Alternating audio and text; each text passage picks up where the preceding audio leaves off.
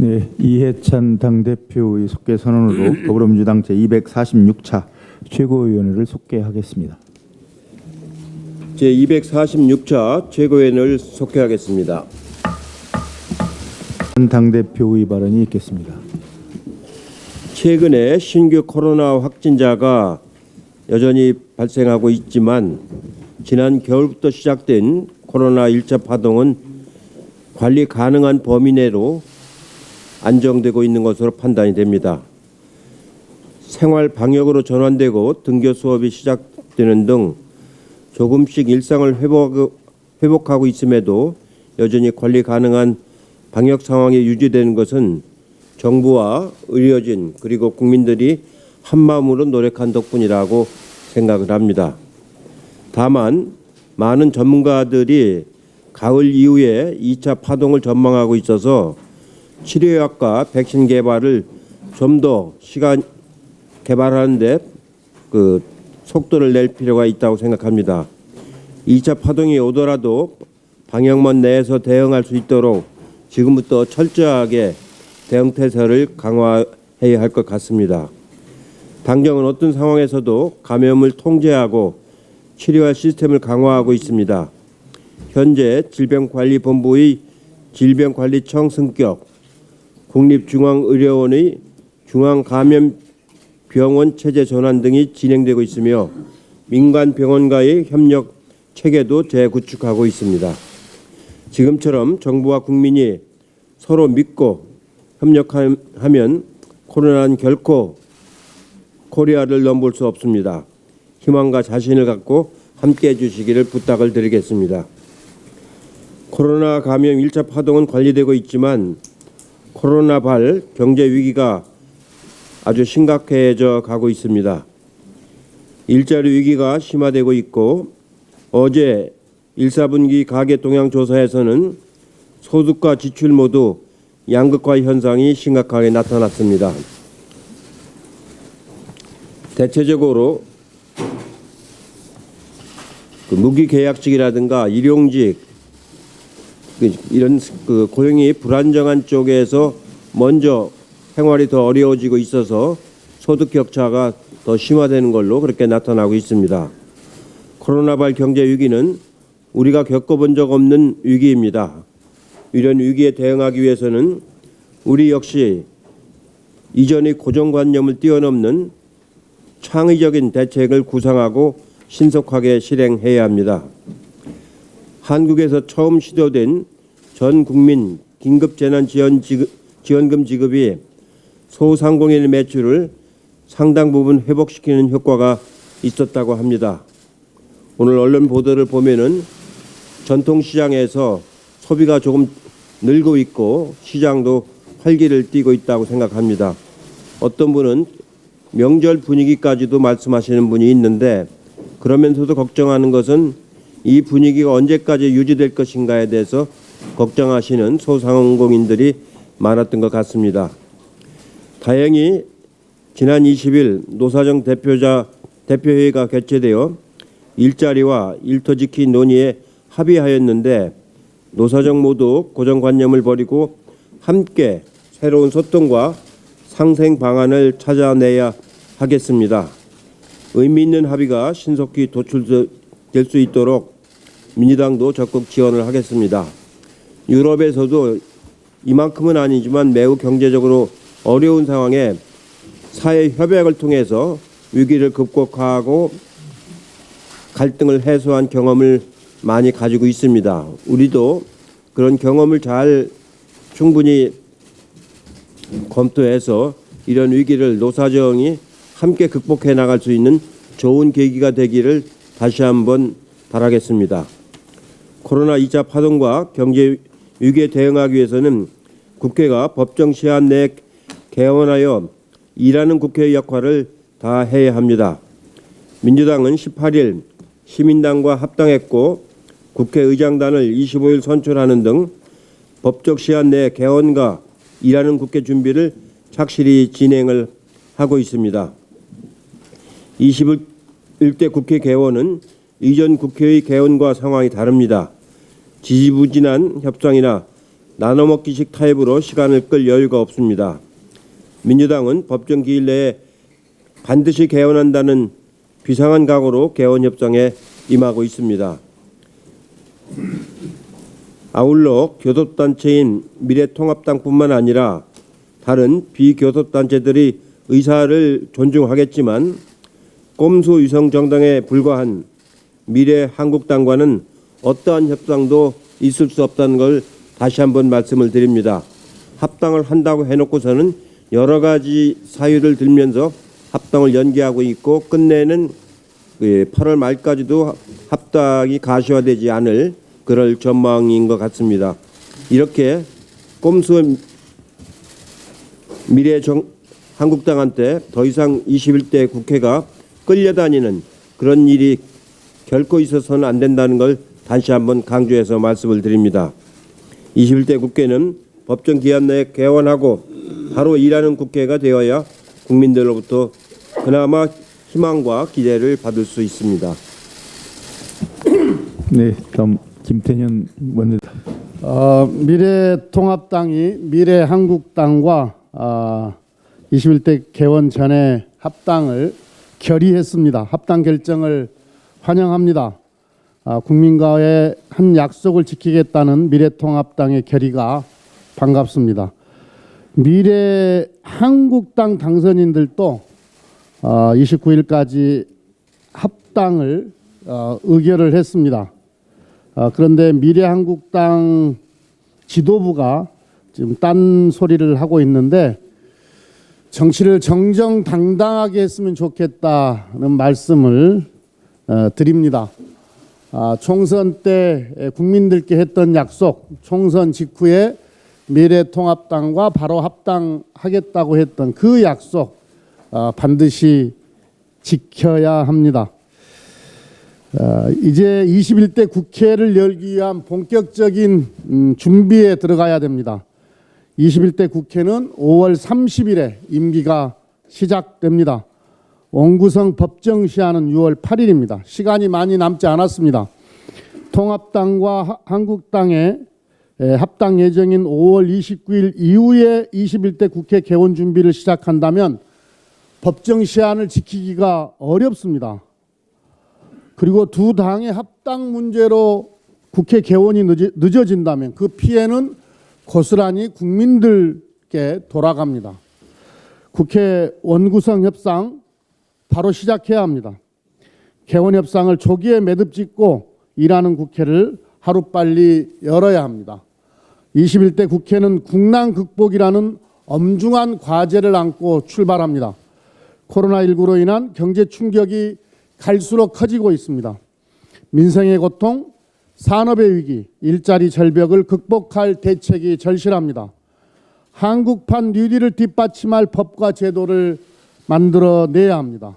어려운 기업들과 지역 경제를 살릴 3차 추경도 빨리 처리해야 합니다. 고용보험 확대 등 사회 안전망 강화 등 후속 입법도 서둘러야 합니다. 국난을 헤쳐가기 위한 산적한 숙제들이 21대 국회를 기다리고 있습니다. 지금 국회는 단 하루의 시간도 허투루 쓸 수 없습니다.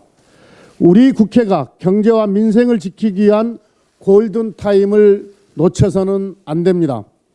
21대 국회 임기가 시작되는 대로 경제를 살리고 민생을 지키는 일을 시작해야 합니다. 개원 협상보다는 국민의 삶을 챙기는 데 열정과 에너지를 쏟아야 합니다. 하루라도 먼저 일하는 국회를 열 수 있도록 미래통합당의 적극적인 협조를 당부드립니다. 저희 민주당도 저도 최선을 다하겠습니다. 늘 이맘때가 되면 푸른 하늘에 드리워지는 그리운 얼굴이 있습니다. 고 노무현 전 대통령 서거 11주기가 하루 앞으로 다가왔습니다. 지금도 고인의 목소리가 귓가에 생생하게 맴도는 것 같습니다. 하지만 이제 고인을 떠나보낸 아픔을 담담하게 마주 볼 수 있게 되었습니다. 많은 국민들께서 고인과 고인이 꿈꾸었던 세상을 가슴에 품고 살아가고 있습니다. 민주당은 고인이 지키고자 했던 가치와 그가 만들고자 했던 세상을 실현하기 위해 힘써왔습니다. 노무현 전 대통령은 그 누구보다 국민 통합을 바라셨습니다. 노무현 전 대통령은 평생을 분열과 대립의 정치에 맞서 싸워왔습니다. 그 미완의 도전은 민주당이 바통을 이어받았습니다. 노무현 전 대통령이 못다 이룬 꿈을 민주당이 실현해 나가겠습니다. 노무현 정신으로 국민 통합이 실현될 수 있도록 더욱더 진력하겠습니다. 저 역시 원내대표로서 민의의 전당인 국회가 분열과 대립의 정치에서 벗어나 국민 통합, 국난 극복의 중심이 되도록 노력하겠습니다. 내일 추도식이 국민의 마음을 하나로 모으는 국민 통합의 구심이 되기를 간절히 바랍니다.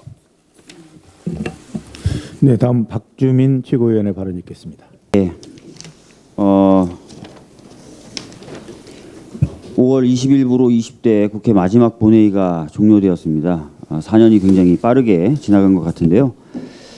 20대 국회에 대한 다양한 평가가 가능하겠지만 법안 처리라는 측면에서 봤을 때는 아쉬움이 많이 남습니다. 다 아시겠지만 20대 국회는 법안 처리율이 36.6%로 역대 최저치라고 합니다. 그래서 21대 국회에서는 아까 원내대표님 그리고 당대표님 말씀하신 대로 일하는 국회가 돼서 좀 더 많은 또 국민에게 필요한 법안들을 만들고 개정하고 해야 될 것 같습니다. 최근 일하는 국회 만들기 그리고 원구성과 관련돼서 가장 쟁점이 되고 있는 것이 법사위의 체계작구 심사 권한을 어떻게 할 것이냐입니다. 저희 당은 원칙적으로 법사위의 체계작구 심사 권한은 폐지되는 게 맞지 않냐라는 입장을 가지고 있습니다. 근데 제가 찾아봤더니 과거에 새누리당에서도 법사위 체계작구 심사 기능을 폐지하자는 내용을 담은 국회법을 발의하셨더라고요. 2012년에 강기훈 의원이 대표 발의한 국회법 일부 개정 법률안에도 그런 내용이 담겨 있고 2015년에 김성태 전 원내대표님이 발의하셨던 국회법 일부 개정 법률안에도 그러한 내용이 담겨 있었습니다. 그리고 2016년에 최경환 당시 원내대표님의 원내교섭단체 대표연설에서도 역시 법사위의 체계작구 심사 권한 폐지를 주장하셨던 것으로 확인이 됩니다. 따라서 이 부분은 여야 없이 어느 정도의 공감대가 이미 형성되어 있다고 봅니다.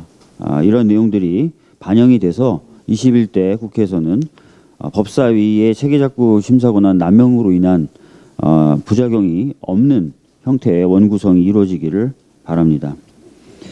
내일은 고 노무현 대통령님 서거 11주기입니다. 당대표님 그리고 당선인들과 함께 내일 봉하마을 방문할 예정입니다. 우리 정부가 국민의 높은 신뢰를 받으면서 코로나19 위기를 극복해가는 지금의 모습을 보신다면은 아마 고 노무현 대통령님 굉장히 뿌듯해하실 것 같습니다.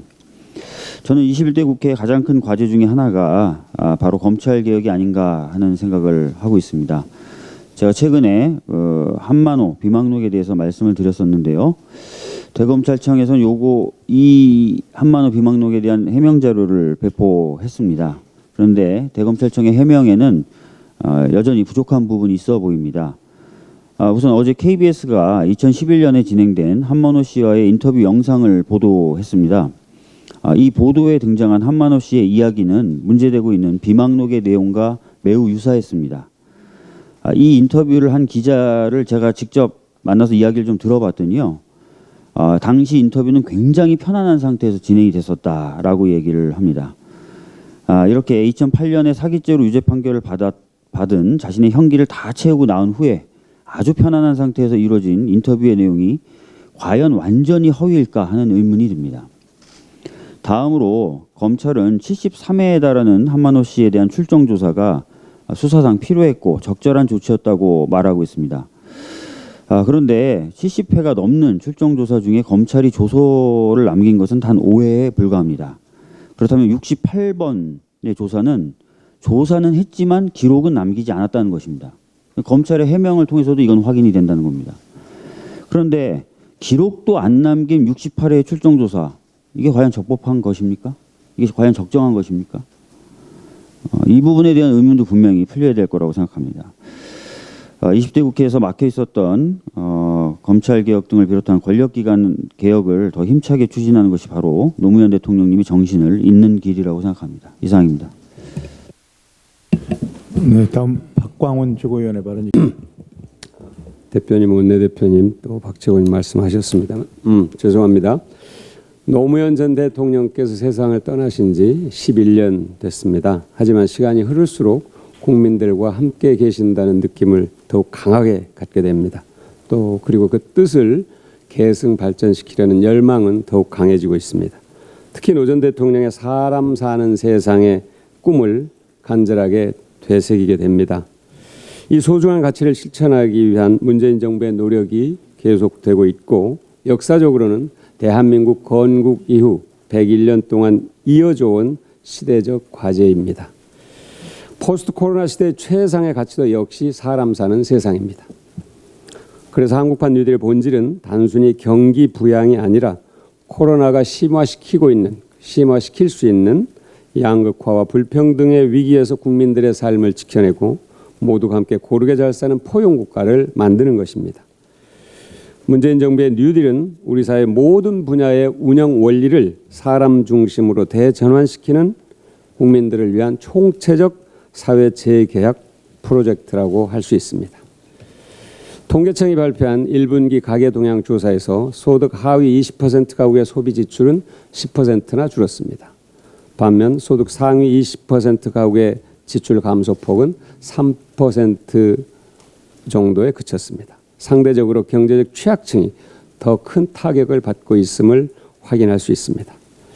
문재인 정부에서 추진해온 정책으로 소득 분배가 개선돼 가던 상황에서 코로나 때문에 이런 긍정적 흐름이 멈추거나 꺾이고 있는 것이 무척 아프게 다가옵니다. 이럴수록 혁신적 포용국가를 향한 미래 비전을 더욱더 강하게 우리가 추진을 해야 될 것입니다. 포용적 성장 정책의 기반을 확고히 다지는 기회로 삼아야 코로나 위기를 극복할 수 있다고 믿습니다. 과거 외환위기 때 약자들의 희생을 바탕으로 위기를 극복하고자 했고 그로 인해서 약자들이 더욱더 힘들어졌고 양극화가 심화됐다는 쓰라린 교훈을 갖고 있습니다. 코로나 위기에서는 함께 극복하고 함께 도약의 열매를 나눌 수 있는 상생의 길을 찾아야 진정한 극복이 된다는 것이 국민들의 절박한 명령이기도 합니다. 사람 사는 세상이 포스트 코로나 시대의 목표임을 거듭 확인하면서 우리 당과 정부가 모든 노력을 다하겠다는 다짐을 드립니다.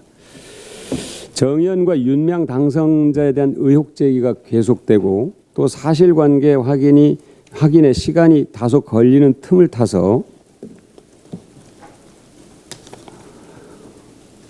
역사 왜곡을 시도하는 반민족적, 반역사적 행태를 보이고 있어서 국민들이 용납할 수 없다는 분노를 갖게 됩니다. 특히 국민들이 분노하는 것은 국내 극우단체와 일본의 극우 세력이 손잡고 역사 왜곡에 춤을 추고 있는 것입니다. 반일 종족주의 저자들과 얽혀있는 단체들이 조직적으로 일본군 성노예 강제동원 피해를 부정하고 있고 평화의 소녀상 철거와 수요집회 중단을 선동하고 있습니다. 일본 극우 세력이 시도해온 오래된 역사 왜곡 방식입니다. 여기에 일본 극우 신문까지 가세했습니다. 일본군 성노예제와 관련된 허위 조작 정보가 판을 치고 피해 할머니들을 향해 차마 입에 담을 수 없는 혐오와 증오를 일삼는 상황을 결코 묵과할 수 없다는 말씀을 드립니다. 당 차원에서 허위 조작 정보를 생산하고 유통하는 행위에 대해서 강력하게 대응할 것입니다. 이상입니다.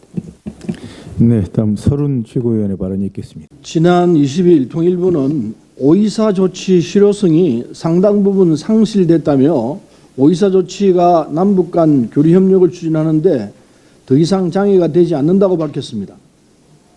정부 입장을 환영하고 지난 10년간 멈춰있던 민간 차원의 남북 교류 협력이 활발히 이루어지길 기대합니다. 오이사 조치는 이미 여러 차례 유연화 조치로 구속력이 크게 떨어진다는 평가를 받아왔습니다. 이명박 정부는 오이사 조치 단행 이듬해부터 교육 중단 등을 일부 유연하게 적용했고, 통일은 대박이라던 박근혜 정부는 낮은 학산 물류 사업을 지원하기도 했습니다. 필요에 의해 개별 사업마다 외해를 인정하며 유연성을 보인 결과 구속력은 없으면서도 민간 차원의 대북 사업을 제한해 남북 관계를 크게 후퇴시켰습니다. 미래통합당은 정부의 이번 발표에 대해 통일부가 무슨 자격으로 오이사 조치 실효성 상실을 운운하느냐고 비판했습니다. 그러나 미래통합당의 전신인 새누리당은 박근혜 정부 당시 여당 지도부 자격으로 2014년 인천 아시안게임 북한 선수단 응원 지원단을 위해 오이사 조치의 전향적 해체를 촉구한 바 있습니다. 그때는 맞고 지금은 틀린 것입니까? 무장공비에 의한 대통령 습격과 아웅산 테러 등 북한에 의한 무력 도발이 이어졌던 박정희 전두환 정권에서도 북한과의 대화는 끊이지 않고 이어졌습니다. 전쟁 중에도 대화는 해야 하는 만큼 한반도의 미래를 위해 보다 전향적인 입장에서 남북 교류 활성화 방안을 모색해야 합니다. 정부와 여당은 남북 대화와 교류 협력을 통해 한반도의 항구적 평화체제를 정착시키기 위해서 더욱 노력해야 할 것입니다. 이상입니다.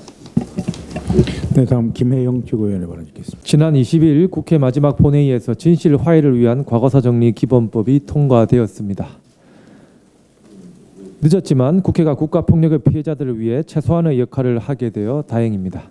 법안 처리를 위해 힘을 모아주신 여야 의원님들께 감사드리며 오랜 기간 진상규명을 위해 싸워온 형제복지원 피해 당사자와 가족분들께도 위로의 말씀을 드립니다. 부산시는 32년 만에 이루어진 공식 조사를 시작으로 형제복지원 사건 피해자 실태조사 용역을 진행해 왔습니다. 형제복지원 사건의 실체를 밝히기 위해 과거보다 한 걸음 나아갔지만 공식적인 조사 권한이 없는 탓에 한계가 존재했던 것이 사실입니다. 긴 시간 끝에 형제복지원 사건의 진상규명을 위한 전환점이 만들어졌습니다. 형제복지원 사건은 여전히 현재 진행형으로서 법안 통과를 시작으로 실효성 있는 조사를 통해 진실을 조속히 밝혀나가야 할 것입니다. 추후 피해자들의 피해 사실이 조사를 통해 확정되면 그에 따른 배상도 책임감 있게 이루어져야 할 것입니다. 형제복지원 사건의 철저한 진상규명과 반성을 통해 더 이상 국가폭력에 의한 희생자가 발생하지 않도록 우리 모두의 관심과 노력이 필요할 것입니다. 이상입니다. 네, 다음 남인순 최고위원. 네, 정의기억연대에 대한 그 경찰 압수수색에 대해서 한 말씀 드리겠습니다. 정의기억연대가 경찰이 전격적으로 압수수색한 부분에 대해서는 성실하게 협조를 했습니다. 자체적으로 그 객관적으로 회계 검증 절차를 하겠다고 했음에도 불구하고 검찰이 기다리지 않고 이례적으로 진행된 압수수색임에도 불구하고 국민들의 의혹 해소를 위해서 성실하게 임했습니다. 다만 그 일본군 위안부 피해자 기로노 할머님이 계시는 그 마포 쉼터만큼은 자료를 이미 제출하기로 검찰과 합의를 한 바가 있습니다. 할머니의 명예와 존엄을 지키기 위한 최소한의 조건이었기 때문입니다.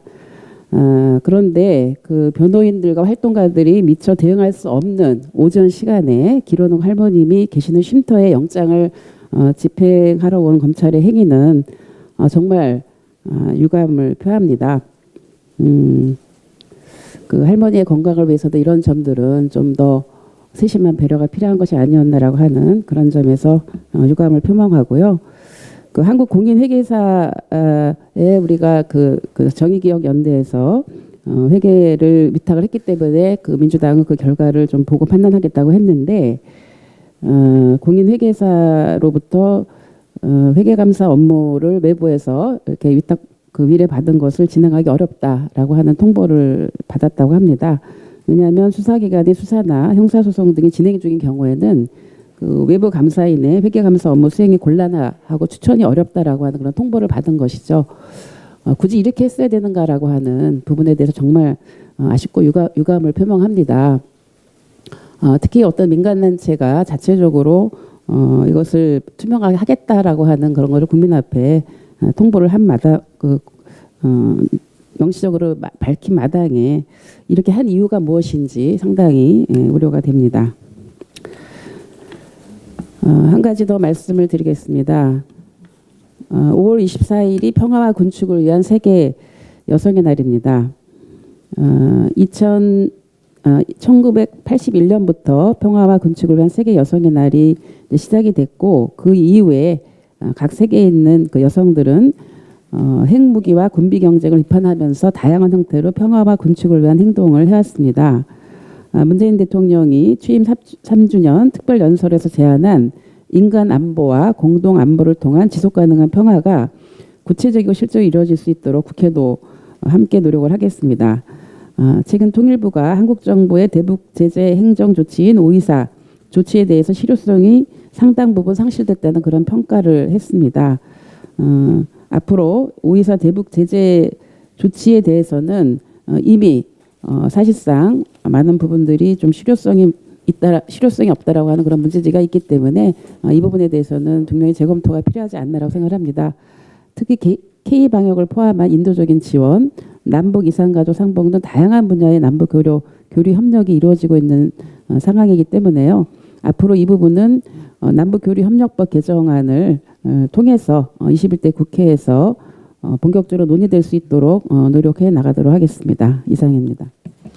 네, 이형석 최고위원님. 예, 미래통합당이 윤미향 당선자와 정의연의 논란과 관련된 진상규명 TF를 구성하고 국정조사도 추진하겠다고 이렇게 밝히고 있습니다. 또한 검찰은 정의연과 정대협 사무실에 이어서 21일 평화의 우리 집 쉼터를 압수수색했습니다. 이러한 검찰과 야당의 공세를 틈타서 국내 극우 보수단체와 일본의 우익 언론들이 위안부 강제동원 피해 사실을 부정하며 소녀상 철거와 수요 집회 중단을 요구하는 통탄스러운 일들이 벌어지고 있습니다. 정의연과 윤미향 당선자에 대한 의혹이 있다고 해서 위안부 인권운동과 일본의 역사 왜곡 행위를 근본적으로 부정하려는 극우 세력들의 준동은 결코 용납돼서는 안 될 것입니다. 대표님께서도 언급하셨습니다만 21대 국회의 화두는 일하는 국회입니다. 우리 당은 일하는 국회 추진단을 구성하고 국회 혁신 및 21대 개원 준비에 박차를 가하고 있습니다. 미래통합당은 정의연 논란을 이용한 과도한 정치 공세를 중단하고 21대 국회 원구성 및 일하는 국회 제도화에 적극 나서 주실 것을 촉구합니다. 한명숙 전 총리 건과 관련해 한 말씀 올리겠습니다. 지난 최고위원회에서 김태년 원내대표께서 강력하게 재조사를 주문하셨습니다만 어제 KBS의 보도 내용은 가히 충격적이라 할 수 있었습니다. 검찰이 인정하지 않는 비망록의 내용이 한만호 대표의 고인이 되신 한만호 대표의 육성으로 생생하게 증언되고 있습니다. 한명숙 9억 수수는 검찰과 제가 만든 시나리오이다. 이렇게 밝히고 있습니다. 다시 한번 촉구합니다. 한명숙 전 총리에 대한 재수사를 거듭 촉구합니다. 이상입니다. 네, 이상으로 모두 발언을 마치고 회의를 비공개로 전환하겠습니다. 언론인 여러분 협조를 부탁드립니다.